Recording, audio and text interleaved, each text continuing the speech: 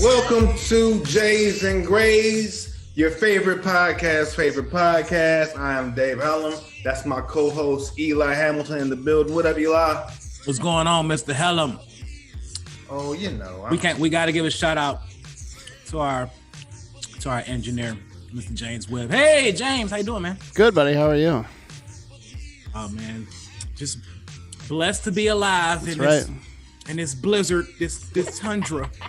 What you sipping on today, Eli? Same thing I'm always sipping on. I stopped at the store and got me this half a pint. Oh, that's not a half a pint. Jesus Christ. Hey! Oh, we got to toast, Dave. Come on, toast. Tito's forever. You like what that duo in the comic, and they had the rings, and they were Captain Planet, Wonder Twins. No, not Captain Planet. It was like the Wonder Twins, but we just have we like the Wonder Twins. We got Tito on our rings. We be like, Tito niggas. with our alcohol combined, we are two drunk ass. I think that'd be a good comic book, the Tito niggas. Like I think that Tito niggas in the ring. Tito's, Sprite, tonic water. Oh my god! As our powers to combine, our liver dies. Oh my goodness! Let me share this on my page. We laugh. That was my favorite song. We the Planeteers. You could be one too. Saving our planet is the thing to do. Fire is not Earth. the way. Here's what water has to say. And they was always getting their ass beat every episode by some fucking pollution monster or some shit. Like, and to some fucking baby blue colored dude with green hair and some draws and a globe on his chest came in and blew down some forest fires and then disappeared again. Oh man, those are the 90s, the best cartoons ever. It was so creative in those times. What happened, man? I don't know. I mean, personally, I don't think it was all that creative. Like, you can go back to YouTube and watch all that shit that we loved, and it is terrible. All the stuff that we thought was so dope. Like, I watched Voltron. The theme song was still cold than a motherfucker. Like, the theme song of Voltron is a raw ass song. Outside of that shit is trash. Sing it. What? Voltron. Sing the song. It's no words. It's like dun dun dun dun dun dun dun dun dun dun dun dun. Like I sound like a virgin. I don't feel the passion. I don't feel it. What was your favorite theme song ever? My favorite theme song ever. You know, I'm terrible with words, but I know harmony.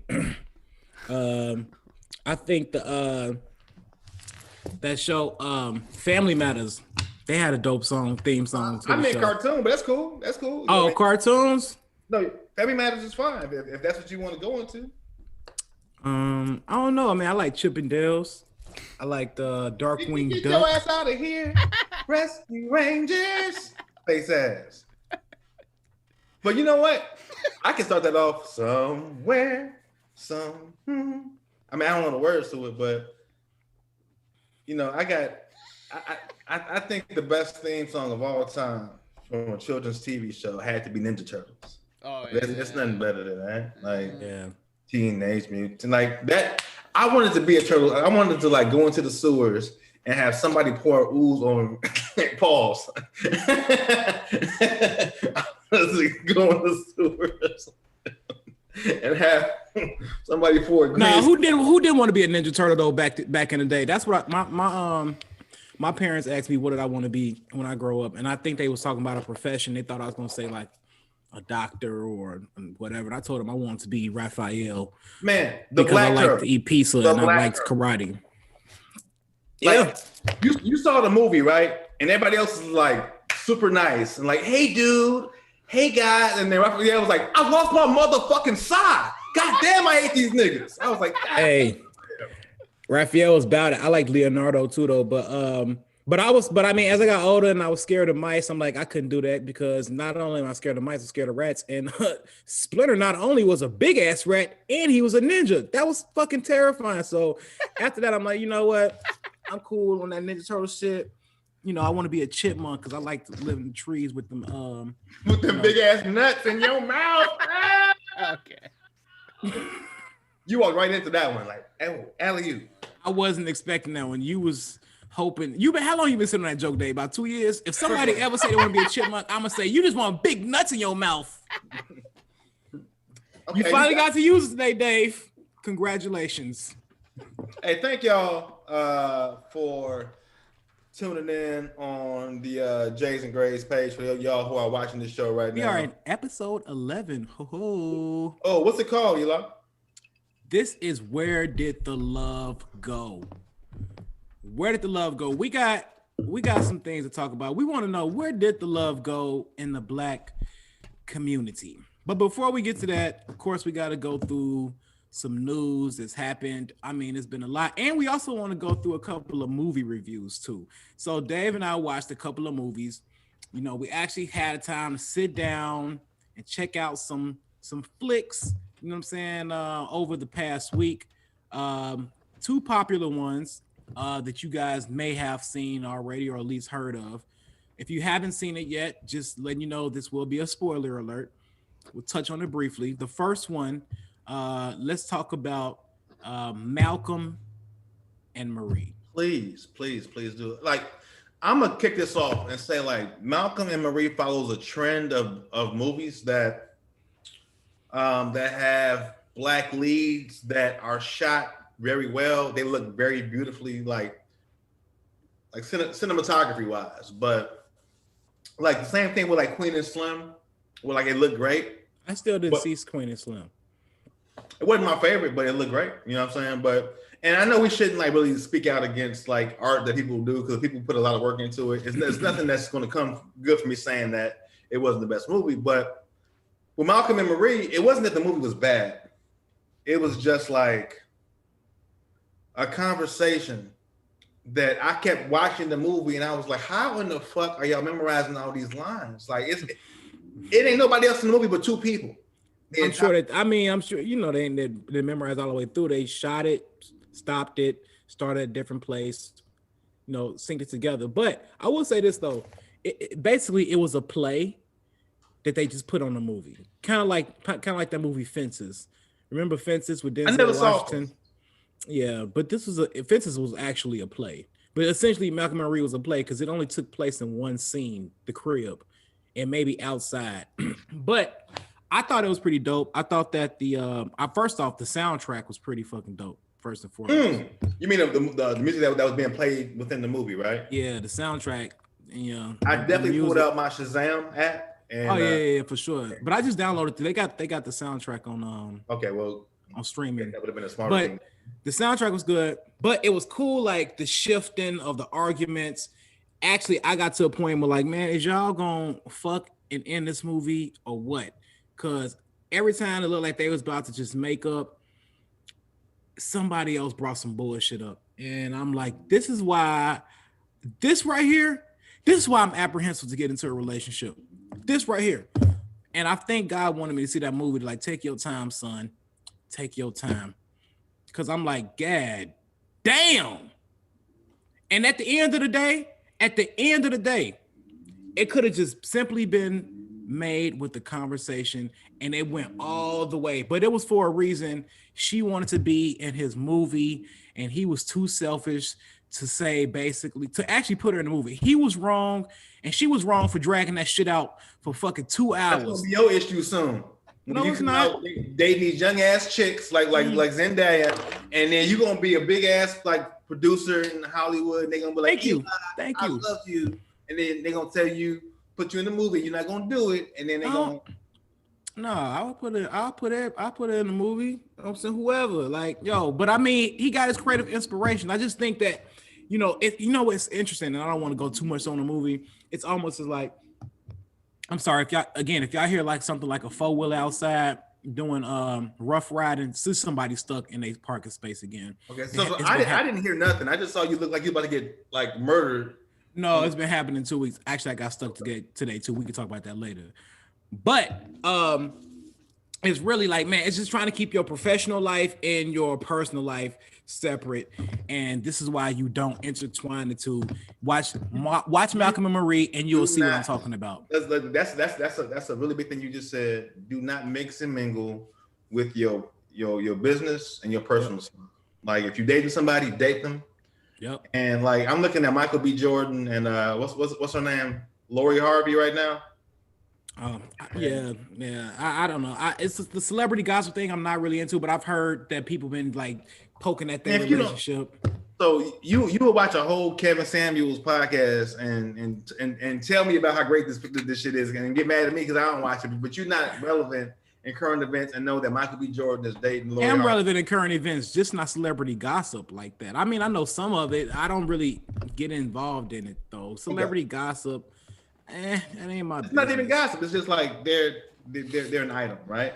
And they both have huge fan bases. They are both deemed as like super attractive people, and it's like, all right, this will work as long as y'all stay in your potential lanes, right? But then when you start meshing this stuff together and, trying to be in each other's career and do like crossover things and projects, that's when shit go bad.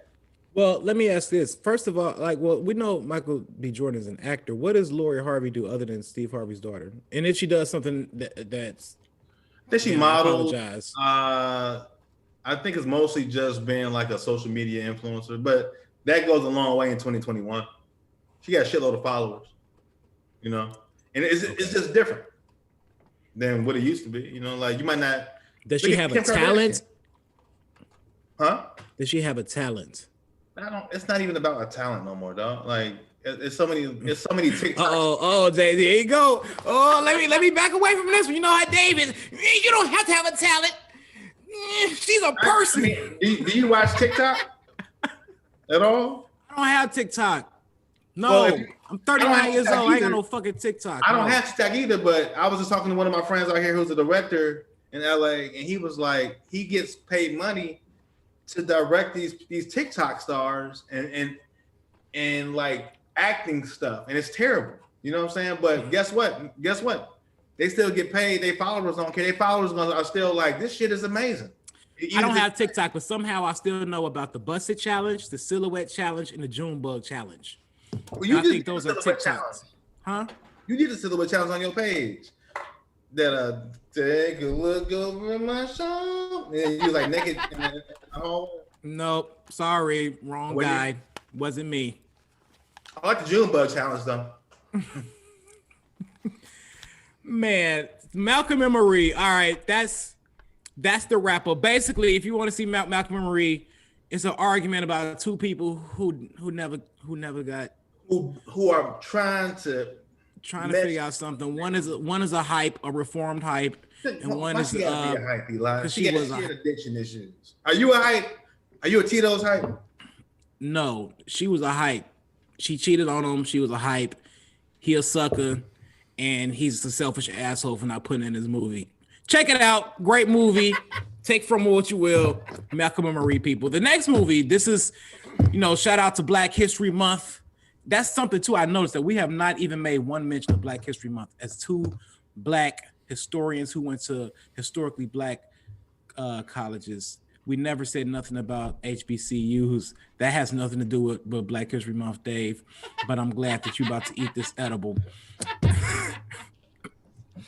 The next movie was Judas and the Messiah. If you don't know what the symbolism is, Judas is the one who backstabbed and killed Jesus or had him killed. Why are you talking like that?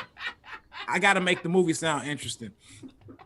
You're making it sound scary right now. Yeah. I should have been that movie person on the previews.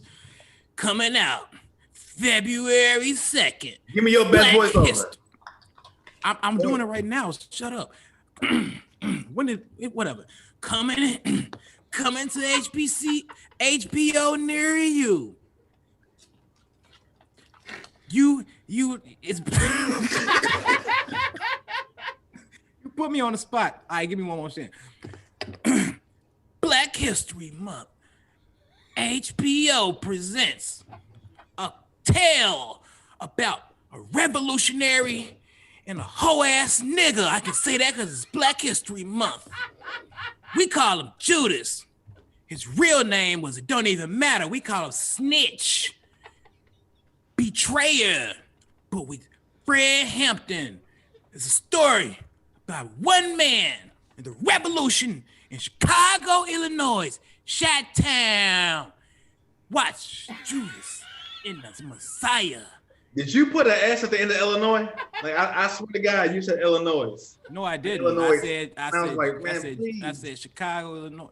Maybe I did because I said Judas. Like, because the snake, get it? Judas. Snake. Illinois. Yeah, just kind of went with it though. What y'all think? Yeah. Oh, Bill O'Neill. Whatever. I mean, I will watch it based off that. Thanks. I appreciate it. Send me my name for the preview guy. I love that movie. Like from the beginning, the first scene, I was engaged, and shout out to the Lucas brothers who actually wrote that movie. They wrote that? Yeah, they wrote it. That was amazing, man. The thing is, the movie was so informative. It'll piss you off, but it's a tearjerker at certain moments.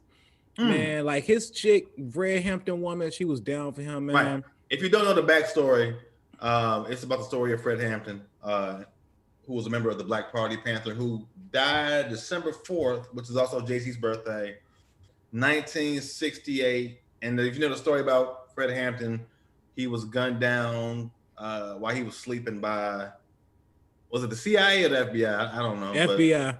But, okay. They came into his spot on the west side of Chicago and killed the man. They still have that mural up in Chicago. Hey, real story. My mama was telling me that because this was when she was in high school. She said that she was they left school and marched to his house.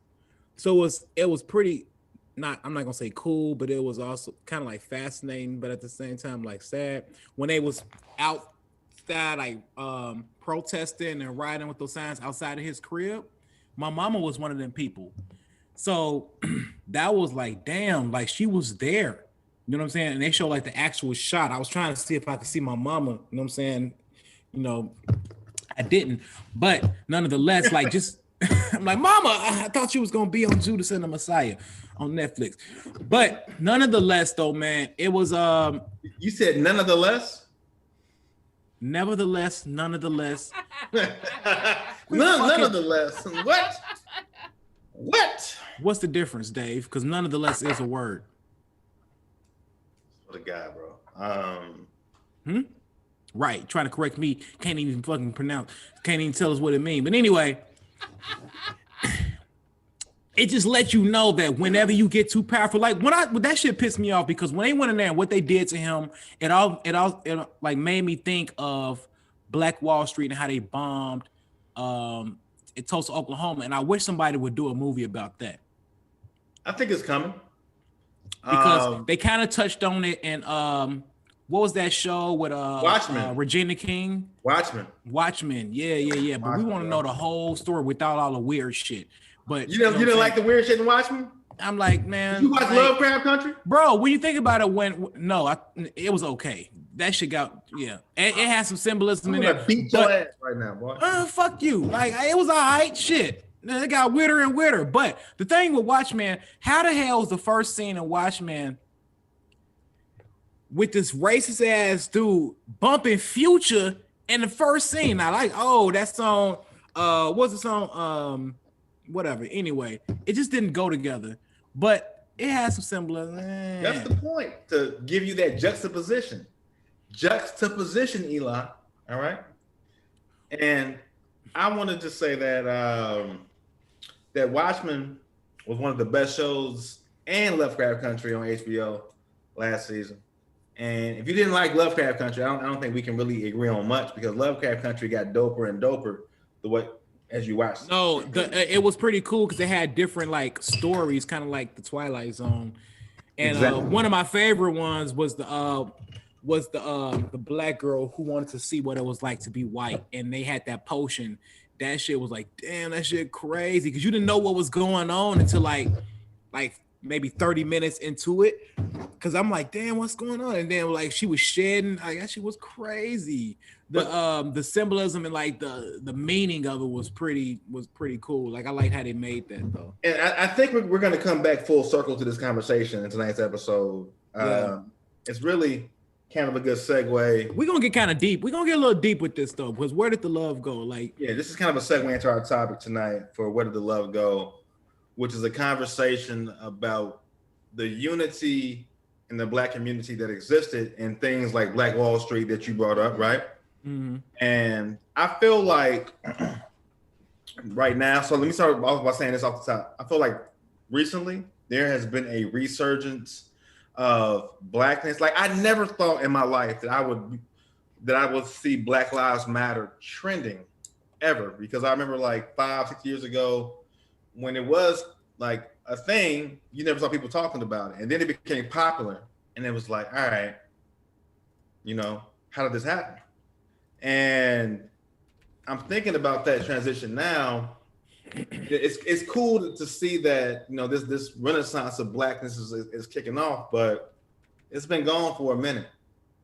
And I want to go back on this episode and talk about where that Blackness was to how it got to like its lowest point to where I feel like where it's coming back up now. It's it's kind of like unique because we are like the older millennials, so our parents are like baby boomers, what I'm saying? We 80s baby, so I think we got to see like the end of like the Black love. I think we was blessed enough to be able to experience that in the 80s. I don't think we ever saw it, really. I mean, my parents was like, 2-parent households was common. Like I had both of my parents up until I was 13. You know what I'm saying? When do you think that era ended of Blackness in terms of that level of love? Because I have my own opinion, but I want to hear yours first. Crack epidemic. The crack. What? The war on drugs. Yep, there we go. We're on the same page. I feel like shit in the 70s was like so not like it, like everything. It was very militant, and Black folks was like, like say it loud, I'm Black and I'm proud. Yeah, because like the 60s was about love and unity and LSD and hippies and rainbows and cults. And then the 70s was more like a movement, Black Power, Black Panthers, big afros, you know what I'm saying? And then the 80s is like when drugs got introduced into it. You know what I'm saying? It was like a political thing. And at that point, when the war on drugs, welfare started really separating the households, and it was like, in order to qualify for welfare, you can't have a man in the house, and then the separation, the nuclear family, and that's when it all started. You know what I'm saying? I don't know if welfare was not before the 80s at all, so I can't comment on that statement, but I will say, like, the fact that there was a time when we had to be, like, before integration, when Black folks had to create their own because they were not allowed to integrate with white people.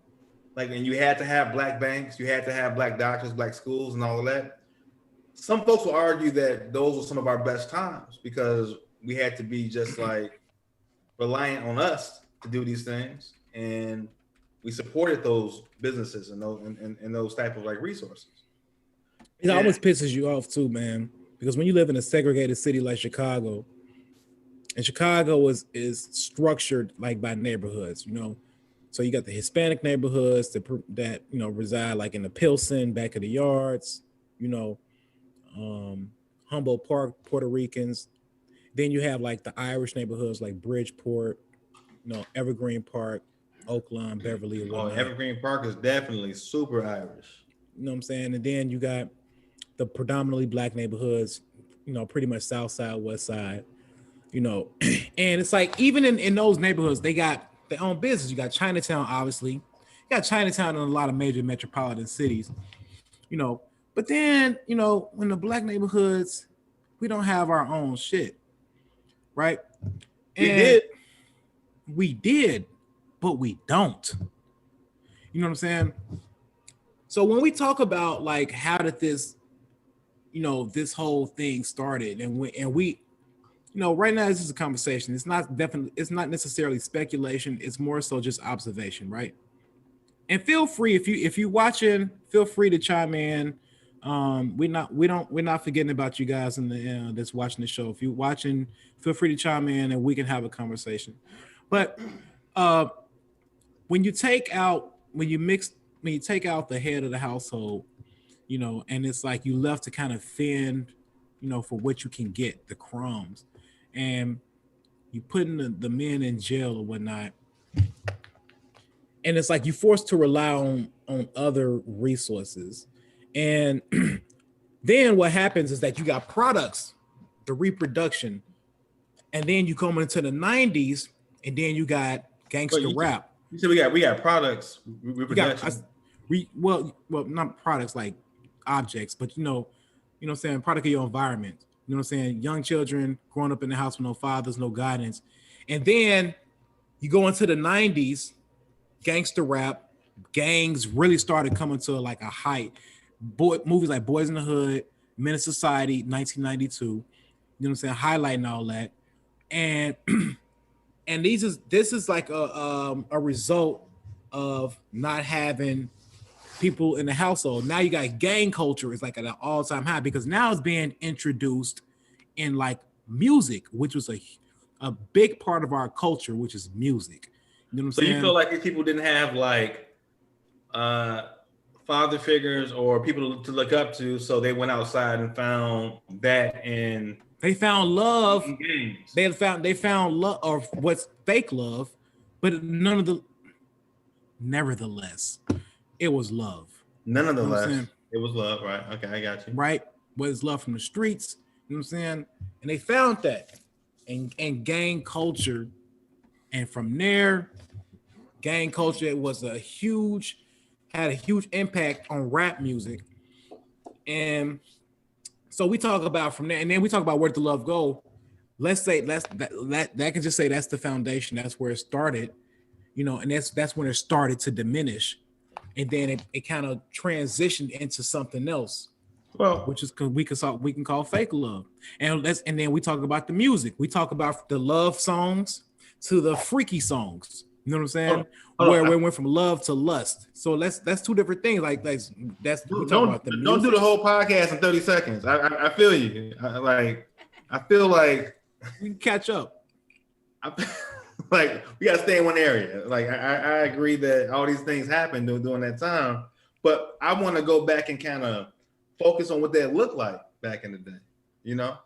In terms of like my grandparents came from my granddad on my mom's side came from Arkansas. My grandma came from like deep Georgia, and they were sharecroppers. My grandma said like she would pick cotton, and she was like, "You never want to see what I ever saw," because they came from like fucked up environments, right? So they left the area to come to Chicago, and I feel like with most immigrants, like whether you're from like Haiti, Jamaica, the West Indies, Nigeria, wherever you're from, when you leave from somewhere and you move somewhere else, you are more motivated to be great, right? So they came to Chicago and they started their own businesses because they had to. You know what I'm saying? Like they had no money. And I feel like that's something that is lacking, in terms of like people who are from here. And you look at like Chicago in the 40s and look at Sam Cooke. Like Sam Cooke was not only like a heartthrob back in the day, was a cold singer. Did you see One Night in Miami? I didn't. I fell asleep on it. Okay, I can see that. I mean, it was also a play. But did you see The Two Killings of Sam Cooke? No. On Netflix? I didn't see that part. Okay, it was a documentary. And Sam Cooke had his own record label. And eventually they came for it. Like once they got to a certain level, and some people will even say that's why he ended up, being killed, was because of his status at that time. But there was just a level of, we got to do it, because if we don't do it ourselves, it's not gonna get done. So as much as you're saying, like, the government and crack came in and took away the father figures, I will argue and say that once we integrated with the rest of America, we kind of felt like we started to idolize what the white folks had, as opposed to being like, no, we good on our own, creating our own products. But because we were denied for so long to be with the white folks, you kind of want to be what you're not allowed to do, if that makes sense. Yeah, like Dr. Claude Anderson. Who? It's Dr. Claude Anderson, I believe. I've never heard of Dr. Claude Anderson. Tell me about it. Dr. Claude Anderson, he's on he's actually he's been on Breakfast Clubs a couple times, but he says that he thinks integration was one of the worst things that happen to Black people. Because to your point, that if they'll force us to rely on the oppressor, and this ain't no offense and none, this is just James over there getting comfortable in the hill, like, all right, guys, I'm gonna go take a bathroom break. Look. But anyway, and the thing is, I mean, it could be some truth to that. It could be some truth to that, because like the thing, we are so like, it's such a wedge between Black people right now, that we don't, it's a trust factor. We don't trust each other. We don't trust each other in business. We don't trust each other in relationships. And when you think about it, in certain instances, you can't really argue, when you go into like certain Black businesses. And as an entrepreneur, it's taboo for me to even say this, but I mean, it's true. In some cases, when you go into like a Black business, sometimes the service is not the best. Know that. Yeah. And sometimes the attitudes are not the best. That's true. Right. We don't even really go into the relationships. I mean, right? But even and then we look at our neighborhoods, but then you also like, where is this stimulating from? Where does this come from? And everything is all stemmed from something. I cannot, and I will not ever say that it's just because that's just how we are. No, the fuck it's not. It's psychological. So this topic, where did the love go? This is not just something that we just talking about just on the surface level. We actually want to have a conversation about that, and it really just stimulates from all facets in all walks of life, from, like I said, the music to business, to friendships, how we view, what's impacting that today. And I think we are trying to get back to that. We are trying to get back to that, but it's almost like it's like a barrier. It's a challenge. That's like a certain obstacle that we just can't seem to figure out. It's like once we figure out, it's like, aha. The word is there's a stigma associated with Black businesses in terms of certain ways. Like when I was in college, my senior year, I worked at a bank. It was called Citizens Trust Bank. It was a Black-owned bank in Atlanta, and the bank was fine to me.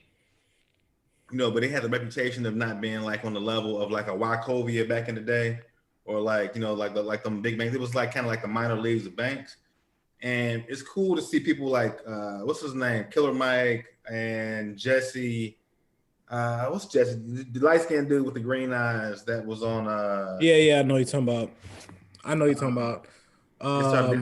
That was the medical show. Yeah. The what? Oh yeah, the medical show. But they started their own Black-owned bank. I think it was called Green. I'll look it up in a second. I think it was like Green Hill. But and people just have this kind of stigma towards stuff like that. We're like, yeah, I want to support it, but I don't really know if it's legit, which is kind of fucked up. Well, yeah, perfect point. You think about two people who I actually got a lot of respect for, but still kind of scratch my head a little bit. One of them being Dr. Umar Johnson. He got a lot of flack because he was trying to raise the money for that school, and he raised over $7 million. But people ain't still haven't seen the school. Really? Right? It's been 5 years. And it was like to the point I used to defend them to the T, like, man, that's what's wrong with black people. I was trying to shit on somebody like, what the fuck is y'all doing for the black progression movement? Y'all just want to judge and point fingers, and to a certain extent that's true. But after a while, I'm like, all right, come on, man, Dr. Umar, where this motherfucker school at? Cause like he would come out with a video, like a YouTube video, like, we are almost ready, we are almost done. And he'd just be walking around the yard. I'm like, all right, well, nigga, where the school at? Can we get the lockers? Can we see a gym? Can I see a classroom, a chalkboard or something? And and to this day, nobody's never seen it. And people actually donated money out their own pocket. The other person, Jay Morrison had the Tulsa Real Estate Fund. It's called a REIT, a real estate investment trust, where a lot of people was investing money, and basically, and what he was doing for the longest, I followed him on Instagram. And I loved it, man. He was going into inner cities and he was teaching people about real estate, on how to invest in real estate. And he was showing it on Instagram. He was going to the hoods. I mean, this dude them in the prison. You know what I'm saying? His wife be next to him, his queen, Esther. Forgot her last name. But she's also a poet. She's actually one of Sci-Hi's albums. The last album that Sci-Hi, the Prince, came out with. But basically, he started a Tulsa Real Estate Fund. They raised like, I think $5 million, and nobody has seen any of it. And it's like, damn, man, every time you get a lot of people behind you, what happens? People stop trusting you. It's the trust. Like, where's the money at? What's going on with our investments? Where's our ROI? What the hell? You know what I'm saying? Like, and that's what makes it hard when somebody actually comes through with a genuine plan to really help people. Like, and it's fucked up when people do that. And I'm not saying, I don't know if they did something bogus. Back in the day, we had to do it. Like, we had to be our own investors because nobody else can give us a loan. Like, we had to do it ourselves. So therefore, we did it. But now it's a situation where you have options. You can either go to like a corporation, or you can go to a black-owned business. But you have that bad taste in your mouth about stuff that we just have to figure out. But you can't just go to a corporation. Are you talking about for a loan? Because that's not something that we can always get. Well, no. When we think about redlining, what is it? Redlining? Yeah, it's redlining, where you can't live in certain neighborhoods, like build like a business in certain neighborhoods. It's all sectioned off. You know what I'm saying? And a lot of that happens, man. It's like damned if you do, damned if you don't. You got to play by their rules if you want it. But their rules is not really meant for you. It's a ceiling. You're not going to be able to actually progress to a certain level, man. And I think that's the frustrating part. You know what I'm saying? This is what I think. This is what needs to happen, man. Look, black people move out the cities. Let's go move to goddamn Utah. It's about like 150 acres of land and start a whole neighborhood. That was somebody's proposal. That man, I'm gonna pull it up right now. I grew up. Look, like real talk, like where I grew up. That we moved back to the south. I grew up in Southern Illinois. I grew up in a small town called Ullen, but I grew up on a place that was 200 acres called the farm. That's what we called it. But it was founded by a gentleman by the name of Prophet Casey, and a lot of people migrated from the city. My parents, one of them migrated from Chicago, and they moved down to this place. It was swampy land, but they ended up cultivating it, and it was over 200 homes, and that was like they had their own food, garden, Bible class. That's where I grew up at. I grew up in Ullen, Illinois, on the Israelite farm. You grew up on a commune. I did. You know what I'm saying? I grew up down there and I saw it firsthand. I saw it work. It was beautiful. It was beautiful growing up. Beautiful. We had goats, we had chickens, all of that in our backyard, cuz. You know what I'm saying? We had a grapevine, we had a whole pear tree, all that. And when I go back today, it looked all desolate and broken down and whatnot, but it happened.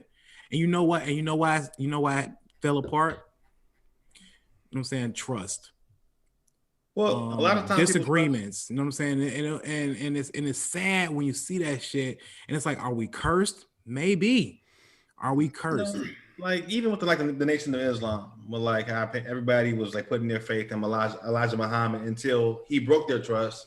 by doing like that like messed up stuff for like the younger women that he was. Who don't trust him? People still follow him like to the T, bro. I mean, You can't even speak. You can't even speak negative against that man. But a lot of folks didn't. That's why Malcolm left. You know what I'm saying? So, like these things start off, and then these people have so much power, like these figures, and then sometimes they abuse it, and then shit goes to the wasteland. It's not just that single person, man. A lot of the times, it's just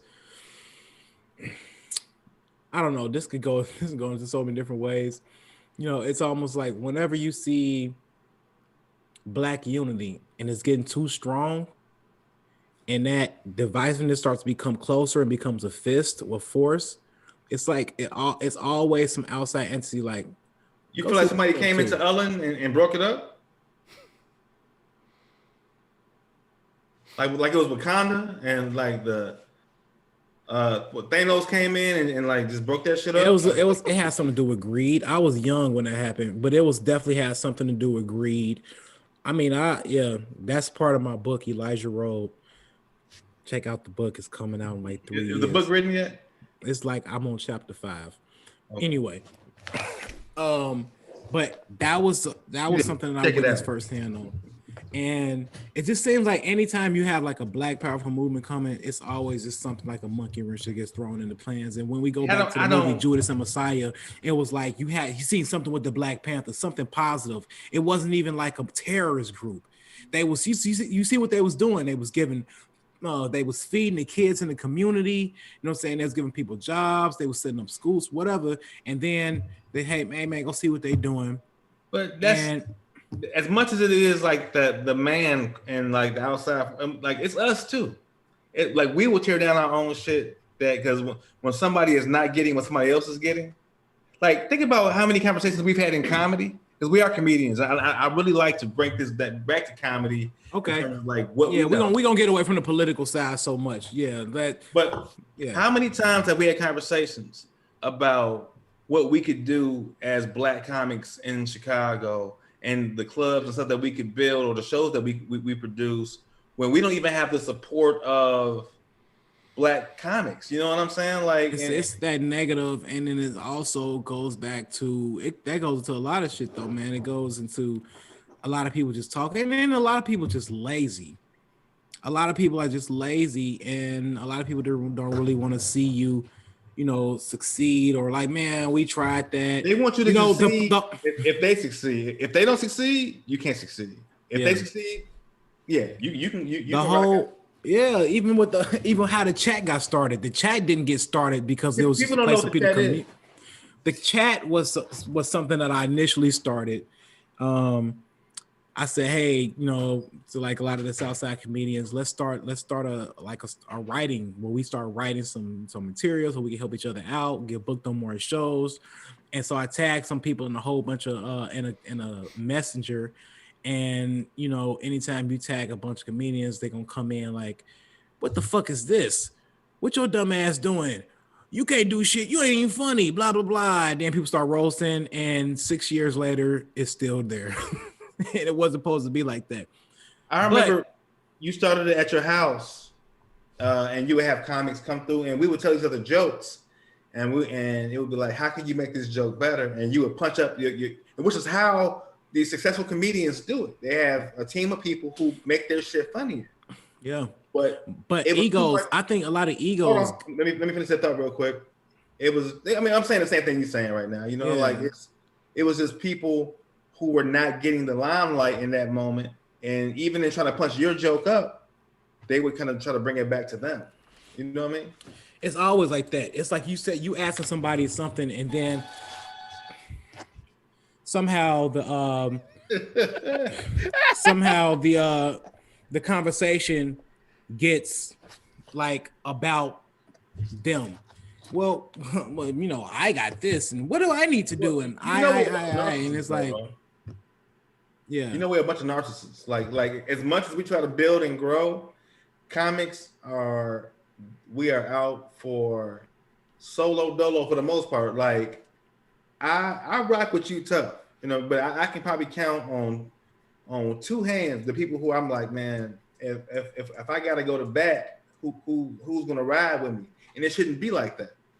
It shouldn't be like that at all because, and I'm not a white person. I don't know, but when you look at like comedy from the other side of the city that was on the north side, you would see what it seemed to be like it was more unity going on in terms of certain things, but I don't know. I mean, I don't know if them same levels of jealousy. So where did the love go with that then, Dave? You said what? Where did the love go with that? Was it ever there? In terms of what? I don't understand what in terms of unity. Okay, if we talking about comedy, let's just be 100. Like there is two scenes. There's a black scene and a white scene. Let's just put it like that. In Chicago, at least, in a very segregated city, you want to call it mainstream, urban, however you want to call it, Chitlin circuit, mainstream circuit, whatever. But there is a difference. Where did the love go? Because it seems to me, when I started doing stand-up more so like in the mainstream circuit on the north side, that everybody, definitely y'all, there was riffs in there, but it wasn't so much as shitting on each other like we do here. And I think it's more so egos and, we don't know. It's the thing is like, what scratches my head is like people are scared to support. No, they're not scared. They just don't want to do it. Like it's like, man, I'm not gonna show you too much love. I ain't gonna show your show, bro. Let's keep it 100. Like it's comedians who know about this show, and I can count on one hand how many of comedians that's actually been in my house, that's actually been a part of the chat, potlucks. You know what I'm saying? Whatever money that we didn't put in their pockets, booked.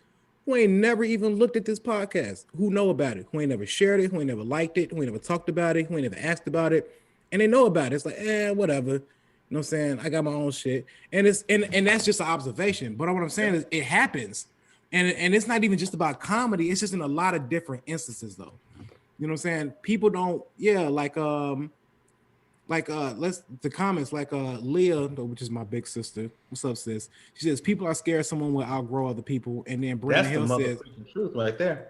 Yeah, they don't want you to outgrow them. And then Brandon Hill says, "Do y'all think Chicago is properly represented in comedy? Chicago is definitely known for comedy.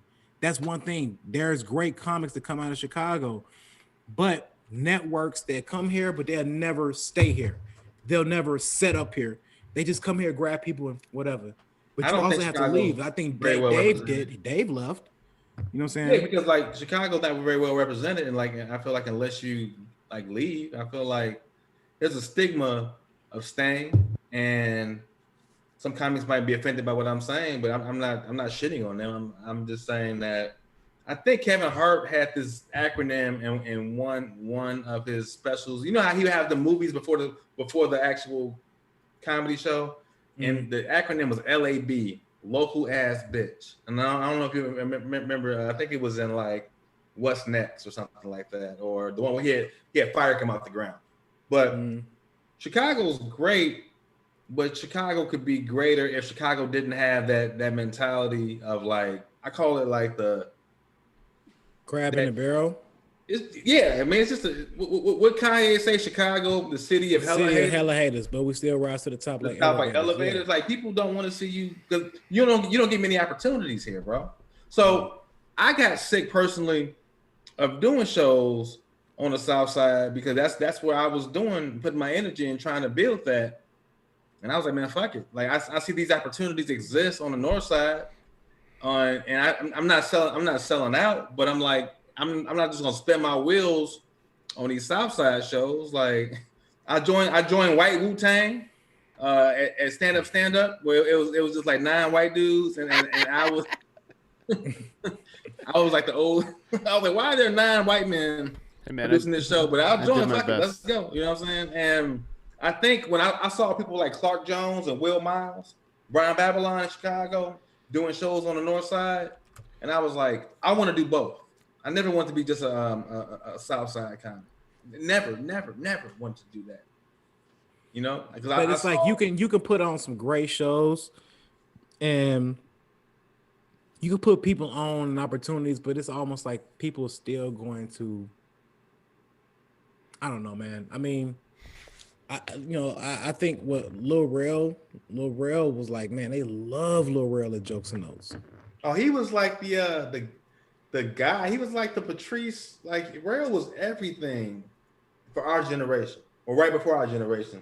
Because Rail was a couple years before us, but Yeah, they loved Rail. They fucked with Rail tough.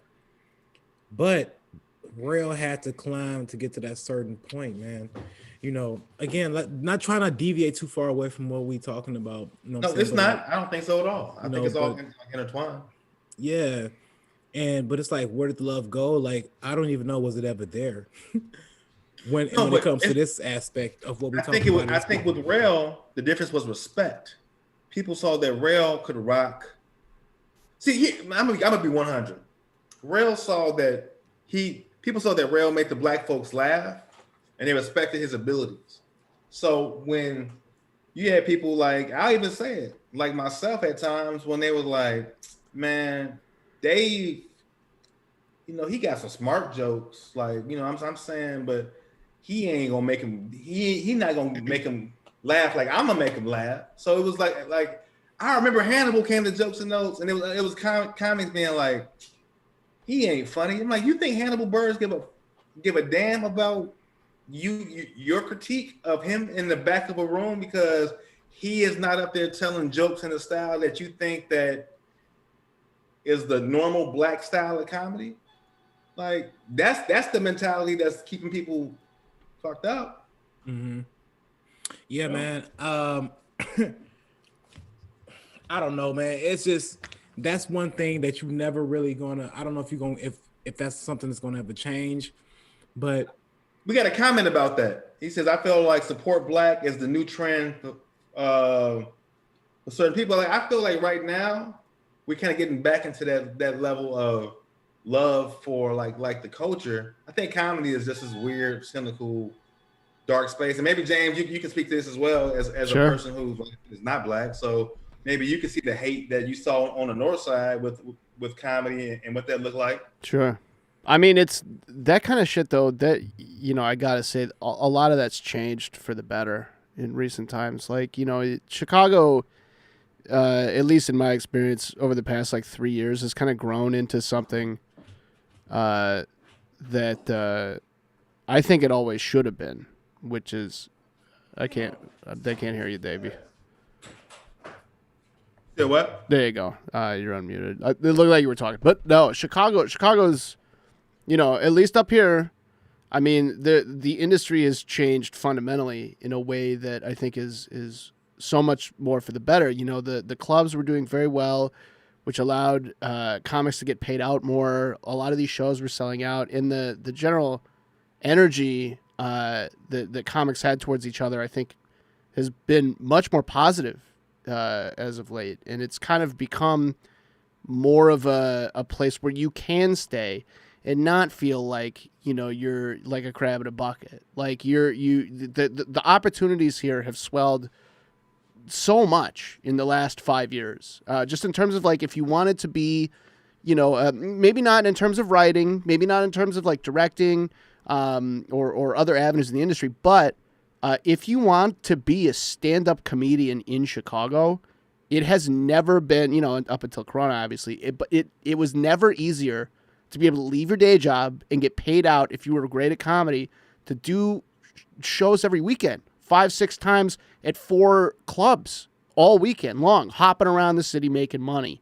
And, that trickled out into, happier comics, which makes for a better community, a more inclusive community, a stronger community. And that's, and I think, without the virus, God knows where we'd be right now in terms of such a big, vibrant, beautiful, and frankly, top of the line stand-up comedy industry in Chicago. Yeah, Chicago's great. Comedy is. It's become something so much more than it was, and it's still that.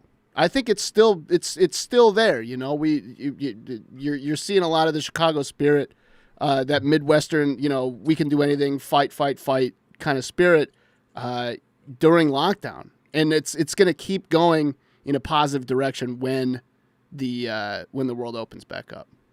Yeah, man, it's gonna be a lot of people to come back with some interesting takes, man. And I don't know if this was something that is going to help people come back together. Because sometimes it's like what they say, absence make the heart grow fonder. Sometimes you take something away, and when you bring it back, it's like the love is there. You know, it's been sometimes where we had glimpses of like, oh, we might open back up, and you see people, you're like, oh shit, I haven't seen in a long time. You know, it's people who don't even know I got locks now. You know what I'm saying? Oh, when the fuck did you get locks? It's been that long. Oh my gosh. You know, but yeah, to your point, man, that is something. I mean, and you know, with comedy, man, comedy. The reason we talking about comedy right now because it's so instrumental, especially here in Chicago. It's a staple. It's an art. It's a craft that really brought a lot of people together. Hell, this is what brought me and James together. This is what brought me and Dave together. You know what I'm saying? You know, we all met each other through comedy, you know, 10 years ago, and here we are doing a podcast right now. We older now. We've experienced life in our own ways or whatnot. You know, Dave's went out to do great things. You know, I went out to do great things. You know what I'm saying? And it's just James as well. James started his own production company. It's just, you know, and here we are. We still come back together.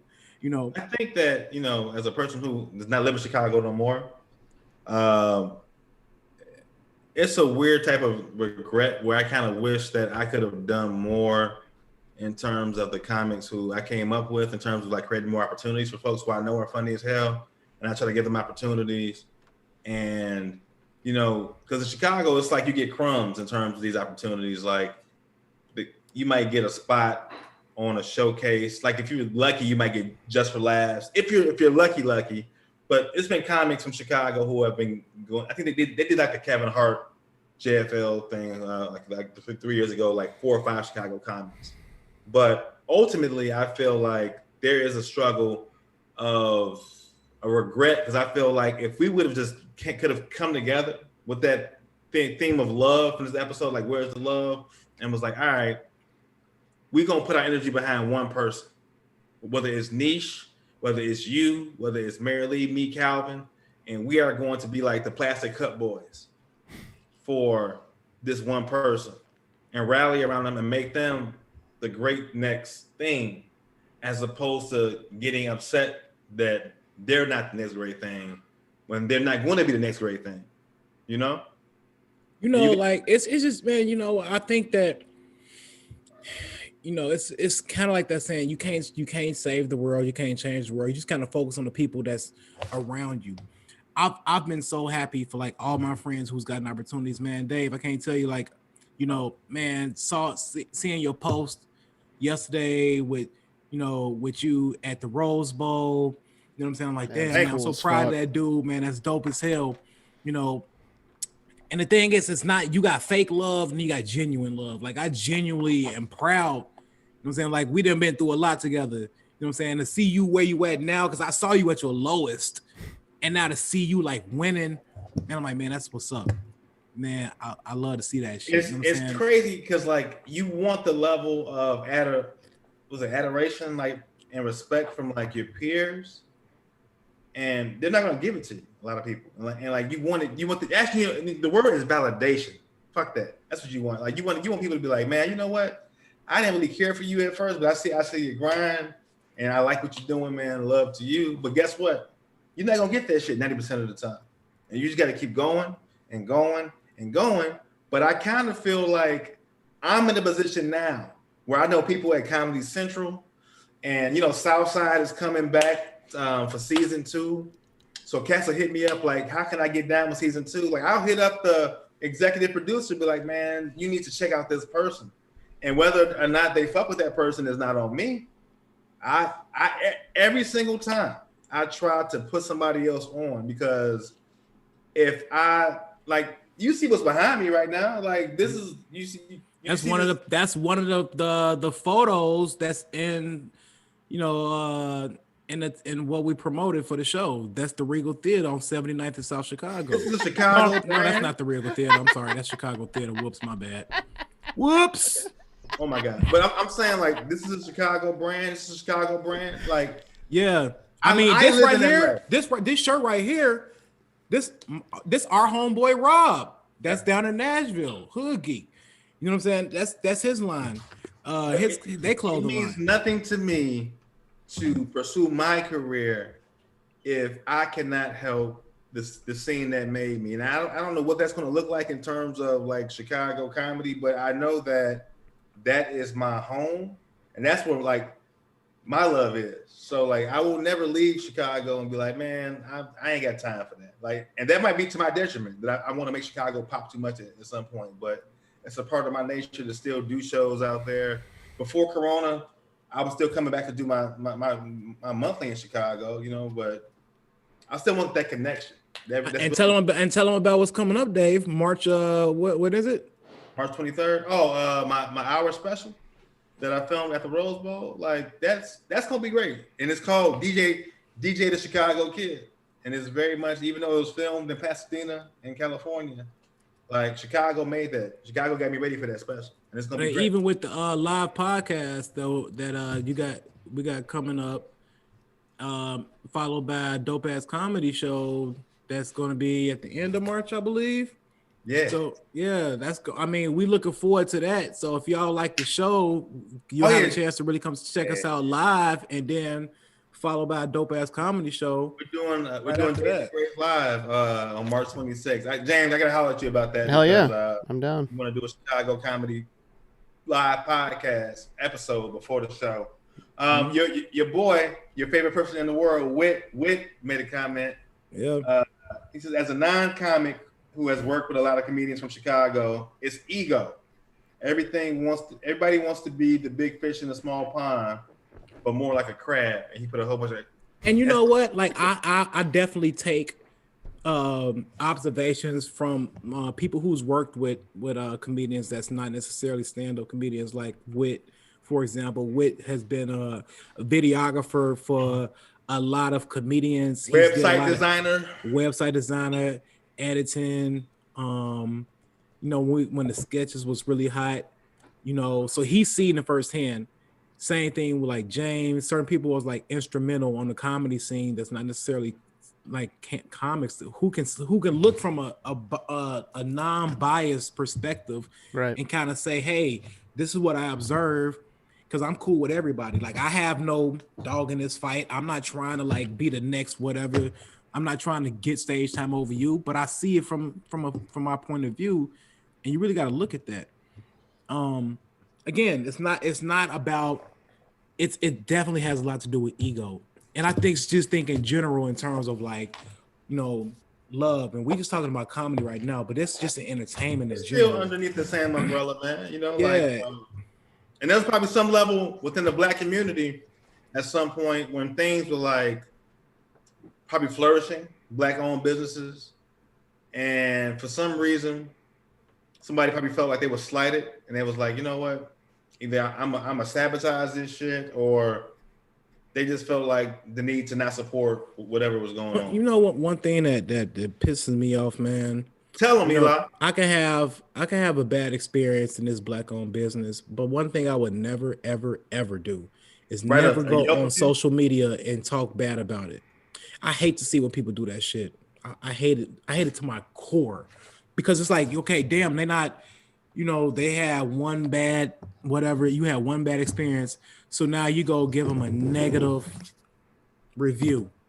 Oh, don't eat at such and such at this place. Well, what about when the shit is fire? Do you go and give it a positive review? I hate that shit, man. I wish people would stop doing that. Yeah, you can't do that. I remember I apply the effort of Black businesses a lot of times to do stuff. Sometimes they don't have the infrastructure. Wait, said it's definitely one comedian y'all brought up who's definitely going to catch this fade, though. Please do tell, sir. We need some. Who gonna catch these hands with? And I say that Wit probably could, you know, Wit, we had a little wrestling match, and Wit put me on my back pretty quick. But it turns out that he was a former wrestling champion in high school, and he hurt my shoulder for like 2 days. Still, fuck you, Wit. But yeah, so if he said somebody gonna catch a fade, he might well give him a fade though. That's my guy. We work out together though too. You know what I'm saying? Health as well. Yeah, let us know what you're talking about, Wit. But I was talking about the that time we tried to support some Black business, and we went to the Black Taste of Chicago. Oh, Stony. We was at the mosque. Yeah. And mosque number 2. Ooh, I was like, help us God. Oh my goodness. It was like 4 booths. No, it was a lot more booths No, than but that. here's what's fucked up. It They was was like running out of food and shit. 1,000 people were hungry, and they did not have the resources to feed these people. Yeah. People want to give black folks their money who are black, but a lot of times we don't have the infrastructures to do this shit, man. That's true. That's true, man. We it's like, man, I'm rooting for y'all so much, but come on, man. Come on. And white folks, if y'all watching out here, support black businesses too. No. Be an ally for the day. How's this ice cream stand? And y'all had ice cream.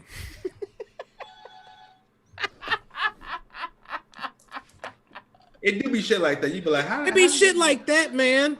Or you ask a question about the menu, and they're like, damn, can't you read? I'm like, don't you work? Oh my gosh. Like you not customer like- engagements. We got I wanted to bring up an article. We saw this article because the article was about, and this is related to Where Did the Love Go. I sent it to Dave. Man, it was like 2 a.m. I sent you this article about this guy who fell in love with a hologram chick. And they was jealous over it. Dave, did you? I read it. I was confused about how it was related to Where the Love Go, but you know. Where did the love go? You got that hurt where you don't want to fuck with the real flesh no more. The idea of a digital, I mean, once you had that robot, digital relationship. it's probably easier though to have like a digipet, but it's like a woman when you ain't got to talk to her for real. Like, I mean, it's not right, you know what I'm saying? But I can. You bring up real feelings about this digital girlfriend that you got. How do you introduce? How do you brag? Confidently brag. Yeah, man. Got this chick, man. She's so fine. What's she at? When you gonna meet her? Hold on real quick. And then she just pop up out your phone. Guys, meet Jamie. She's the love of my life. Hi, friends. Jamie. I love this man. Da, da, da, da. Like, what the hell? Well, you know that's coming at some point, so you better just accept. No, that's some Black Mirror shit. That shit weird as fuck. Shout out to Black Mirror. That's like when old girl's boyfriend died, and they had the app that the app would talk to her in the way that he would text her. So the same algorithm. I'm sorry, the same way that he talked to her, they figured out an algorithm to make that app text and talk to her like he used to. That was a real scary episode. I don't like that show. Black Mirror? Yeah, I don't know. This ain't about Black Mirror though. This is about black love today though. But yeah, why is the name of the show Black Mirror?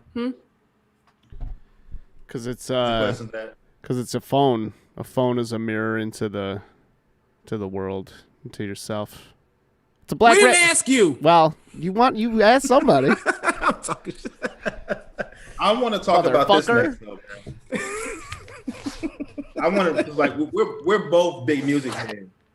Sure. You. Oh yeah. And one thing that I really like to do, I have a lot of playlists on my phone that are just like 70s music, you know, like R&B stuff. One, my dad was really into like R&B ballads and just like cool, soulful shit. And, you know, two, secondly, a lot of that music was sampled by the hip hop that we grew up on in the 90s, right? Them 70s samples. But three, it was so much love and positivity. Like a dude can be like, hey, lady, can I take you out? I just want to get to know you. I just want to know your name. Like it's about this dude kind of just like pursuing this woman and these positive levels of just like, I respect you and I think you're cool. Or even if I do love you, I'm gonna make a song about like Lenny Williams, 'cause I love you, right? I need you. I can't sing, but you know what I'm saying? Like it's these levels of adoration about somebody that you just don't hear no more. Like, and I'm just where did that love go? Lust. They went from love to lust. You know what I'm saying? They talk about all the different styles they could smash, and just went to more promiscuity in music. It kind of just that's sex sales, man. Wait. You know what I'm You saying? said that answer. I don't think I understood what you just said. Just It went from more love songs to more lust but songs. why? Because Why? I that's mean, what sells. Sex sells. yeah, but Sex sex is sells. oh, you know what I'm saying? Like, well, it's something more than that, I'm man. gonna tell you. I'm gonna tell you. I'm going to tell you what changed the whole And dynamic when of did it music. happen? One song, one simping ass song. I don't wanna know if you cheat. Keep it on the low. No, bro, that shit like no. You simp ass bitch. What? And after that, like they start saying, hey, shit, yeah. They don't want to know. And everybody just started fucking everybody. And then it went from holding hands, walking down on the beach, so I could hit it so from you the back. think a Mario Helicopter Winans style. song from like, and this is Mario Winans, like a C-level artist at best. Yeah. Changed the whole. That song was a hit. How long ago that song came out? I still remember it. So it wasn't too much C-level, nothing. Mario whinings, get it? Whining and crying about he don't want to know. If you cheat and keep it on the low, I'll slap the shit Leah out said you. it was a thong song. Maybe that too. That shit was Something. cracking back there. That was like when I was in college. Boy, that shit was. But I think it's to your point earlier about what you were saying about how just like it was just like a level of pain that people were kind of going through from their household life. So they didn't see a lot. You can't sing about love if you ain't got no love at home. You know what I'm saying? Like They don't know what love is. Like I said, it's more lustful now. Now it's just. Now you got rappers who singing an auto tune, and these little young gang don't know about no real love. Girl, let me smoke a blunt with you, take a shot with you, rub your hand, meet you with the guys. Girl, I lick between your thighs. Girl, let me look you in your eyes, and you better not be lying. Yeah, I don't give a fuck. We can go to get some fries, mouth sauce, take it off, hit it from the back. I like that song. That song is juking, as they say. And that song will be a hit. Girl, you ain't hear the song by Lil Tay Tay? Little tank. Tanked. Take it off, get some mouth sauce. Yeah, girl. Yeah, I'm a boss. I shoot a nigga in the head. If he talk about you, girl, yeah, that's what I said. Let me take like it to my little, bed. That little Ooh, song. girl, give me head. First day.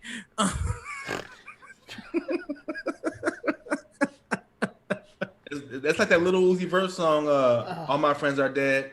All my I don't friends. know. I still don't know what that means, but I used to like the song. Like I didn't know. I like all my friends is dead. Like what does that mean? Like, I don't know. It's kind of like all my friends is dead. Why are we singing about? I'm grown as hell. Why am I bobbing to that shit? Why? It's crazy though, man. Like when I used to be a teacher in Chicago, I would try to like talk to my kids about feelings and stuff that was inside them. Feelings, yeah. And like just like stuff that was going through at home, and they'd be like, nope, I ain't going. I don't want to feel, Mr. Helen. So let me not talk about nothing that's gonna generate any emotion out of me. So I'm gonna stay smoking. I'm gonna stay doing what I'm doing. I'm gonna stay drinking. Because I don't want to think about the pain that is my home.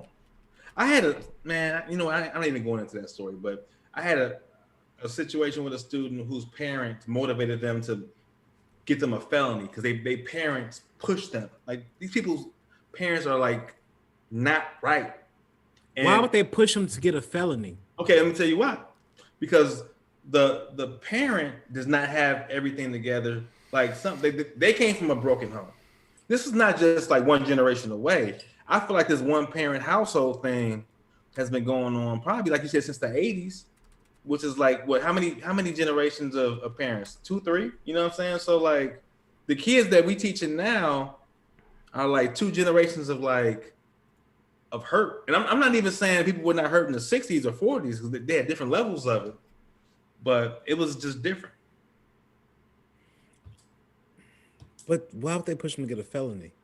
Because okay, the situation was like somebody did something to your son, like a girl that he was dating, and as opposed to being like, yo, don't pursue that, don't go to jail, she was like, go beat his ass. Like, and then she like handed him a baseball bat, and then like they went out and did it together. The parents and the child. Yes, man. Like, and this is like something I found out years later after I left that school, but it was like, it's just crazy stuff that you see. Well, I mean, obviously, we're not going to get to the root problem tonight, but we just want to. Yes, we are. Okay, what's the root? What's the solution? No, I mean, we're not, honestly. I'm just saying. But I do think it's rooted in a lot of different facets. Again, it's rooted in our music, it's rooted in relationships, it's rooted in our culture. The music is a reflection of the culture. I used to think that, but you know what, Dave? It's rooted in all three, and it's televised on social media. What does that mean? It's spread on social media. From the messages, from the comments. You want to see some broken people? Go to the comment section of a viral post. That's where you're gonna see the most fucked up. You can see some, oh, look at that. The first black 10th grader to graduate high school early and become a medical doctor. Hell no, look at this headline. Oh, goof ass. Oh, he ain't shit. He probably gonna marry a white woman. Just like black men marry a white woman. Oh shit, he think he the shit now because he da. Oh, punk ass, he probably gay. Blah, yeah. If you see 10,000 comments, yeah, this is 2,000 of them is gonna be hate. This is why I don't really engage with people on a mass level like that. Like for me, honestly, the joy that I have about making most of my money now as a writer, other than comedy, is like I love getting on stage and telling jokes. I do, but the PC-ness of it when you on stage is just a bit like, and then like you have to watch what you say on stage, but then also when you post a clip on stage, people don't know who I am. So as opposed to just finding the joke funny, they'd be like, oh, I don't like this dude. He corny. You know what I'm saying? Like they're not even listening to like the content. It's just more a level of, well, you not followed, like you're not verified. You're not this, you're not that. I'm just like, this is all. And then once you like blow up and get to a certain level of fame, I feel like you got to go back and try to appease these people at a certain point. And I don't want to be a slave to like the gram like that. I know we said that we wasn't going to find a solution, but I got a solution. Here's a solution on where did the love go. The solution is love yourself. That's it. Love yourself. Pour into yourself. Whoever don't rock with you, fuck them, because others will. And there you go. You're not going to get the validation from people that you expect. You're always going to get the validation and admiration from someone that you might not even know, who's been looking at you for a long time. I got a message the other night from a guy I didn't know. He said, man, love what y'all doing with the podcast, man. Hope to be working with you on stage one day. You guys are funny. You're great. Thank you. And I was like, man, that's what's up. Appreciate it, man. Thank you. I look forward to working with you as well. And sometimes that's all you need, man. You know what I'm saying? I thought it was about to take a turn for the worse. Nah. You know what I'm saying? Like, we always gonna end up on a high note. But again, there's always people who rock with you. It's people like, man, I like y'all show. Man, it's cool. You know, we might thinking like, man, because the people who we want to like it, who we want to validate it, again, it's not necessarily fuck y'all. It's more so like, all right, cool. You know what I'm saying? As long as you got other people who rock with you, they'll spread the word. I guarantee you that a lot of people who are on top right now, just in whatever profession, whatever industry they in, a lot of their supporters came from people who they don't even know. You know what I'm saying? A lot of times it's not going to come from the people that you think it's right there. To get people who don't know you, to get new followers who just appreciate you for what you do, not who you were, not for being Butter Beasy, not for being E-Dot Hamilton, right? Like from people who just they see what you're doing now and they rock with it. Yeah. That's the most important thing, bro. So there's a solution. Love yourself. You know, tonight we was a little bit more sentimental. You know what I'm saying? What does that mean, Eli? Because last week we was going at it. We was at each other's head. I think that's a lot of people wanted to see. No, this is a fine conversation. Fight. But you know what I'm saying? We actually just, you know, we smoothing it out. We gotta have that balance, but it's still something that's imperative to talk about. I prefer these type of episodes where I can just sit back and talk. It's like therapy to me. And I don't gotta be like, you know, I don't gotta roast you. Yeah. But I mean, it's true though, man. Like, we wanna support, I know I can't support everybody who sends me a like their business page. What the fuck is this? I've never met you or heard of you in my life. Cause if I like everybody's page, man, I'm gonna have a whole damn spam on my wall of shit that I don't even know what's what. So I gotta look into it, and I can't get to them all. I mean, we all get them, but at the end of the day, man, I would just tell you this: support your people. You know what I'm saying? I'm proud of all my people, whether you're doing stand up, whatever profession you in. Man, I'm rooting for you. We getting older now. It's all about generational wealth. Yeah, and it's all about just following your passion, man.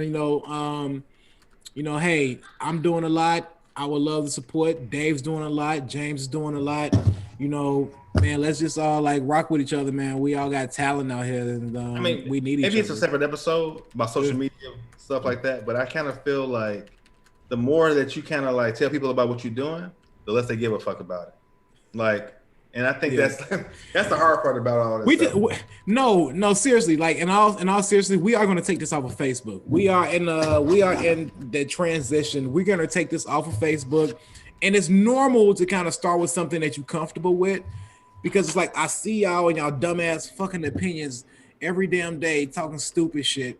Like, oh, I know these guys, but no, we got to take it off of it and put it on a different platform. You know what I mean? Like a YouTube or something. And we got to start organic from there. Whoever follows us. I'm sorry, go ahead. 5,000 friends. And them same people be like, God damn, Jays and Grays every motherfucking day. God damn. God damn, David Eli. But guess what? We ain't going nowhere. We like Bad Boy. We ain't going nowhere. When you got them gummies again. Boy, if you don't hold up a Chummies bag of gummies and start promoting that shit. If you don't send me some Chummies. So I'm going to send you a bag of Chummies, fucker. We promoting this. James, you two Kana. Who is that? Kana. Eating Asian edibles on our podcast. Kana rhymes with Ghana, but it starts with a K. So it's the KKK. I just made that up. That was a reach. You know what? James, whoever is editing these clips, leave that one in there, baby. Okay. Leave it in. No. I'm not saying delete it. I'm just saying make a mixtape of all Eli's musical moments throughout. I'm sure Manny would love to do that. And just you got so many like musical parts. Speaking from the heart, baby. That's all. I'm just speaking from the heart. You know what I'm saying? Man, yeah, like what? So next week I won't be here. Are we gonna do a show next week? No, I'm not doing a show by myself. Like I'm not. Okay. So what's today's date? Today is the 16th. Oh, but guess what though? You're not gonna be here next week, and then next Thursday I'm gonna be here because I'm gonna be in Texas. Texas! Be careful. Shout out to Texas. Hey, I want to say one thing about Texas. I'm still talking. I'm sorry. Go ahead. Relax. I turned 40 on. Mazel tov. So I won't say nothing. That part. Hey, so I think we're gonna be on a little bit of a hiatus for the next 2 weeks. No, so yeah, the 26th I won't be here. March 5th, Dave won't be here, so we won't be back until March 12th. I won't be here. Yeah, March 4th. I'm sorry. Yeah, so we won't be back until March 11th. But when we come back, boy, oh boy, we got some heat for y'all people, because Dave gonna come back with his announcement. You know what I'm saying?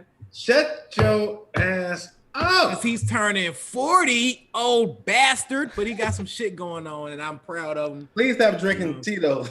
I'm not drunk. This is my second glass, I think. Anyway, but yes, and we got and the topics that we got coming on for y'all. And the thing, here's one thing I was gonna say about Texas. You on speed right now. Like the episode where Jesse was like, "I'm so excited." You talking about crossing on Fresh Prince when he was when he did that speed. That was the black version, and Jesse was the white version. He did the backflip off stage, and I'm like, this motherfucker cold right here.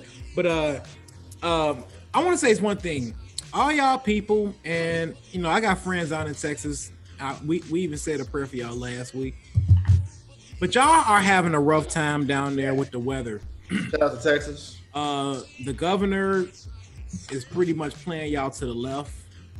You know, he's sitting in front of his fireplace with his elk that he killed back in 1989 that's stuffed, talking about stories and smoking his pipe, listening to the horror stories on live of people complaining, not giving a fuck. But I will say this, for those of you who always leave Chicago or go on vacation and take a picture of your crusty ass feet kicked up on your lawn chair in the sunlight and sunset and saying, "Hey Chicago, how's the weather? It's great where I'm at." Guess what, Texas? It's not so great right now. And I know y'all expecting it to be because y'all don't get that type of weather. Who is going to Texas and posting that? A lot of people. Maybe it's Florida. Maybe it's Texas. Maybe it's the Bahamas. But you never know. Sexier than Texas. Well, not in this time of year because Chicago ain't too sexy. I got stuck in the alley today. This is the 5th time I done got stuck. Look, if a motherfucker carjack, I don't want to speak that negative. What? All right, it's time for us. If something was to happen to my truck, I'm just telling you, I wouldn't be mad. If Geico is listening, I'm just joking.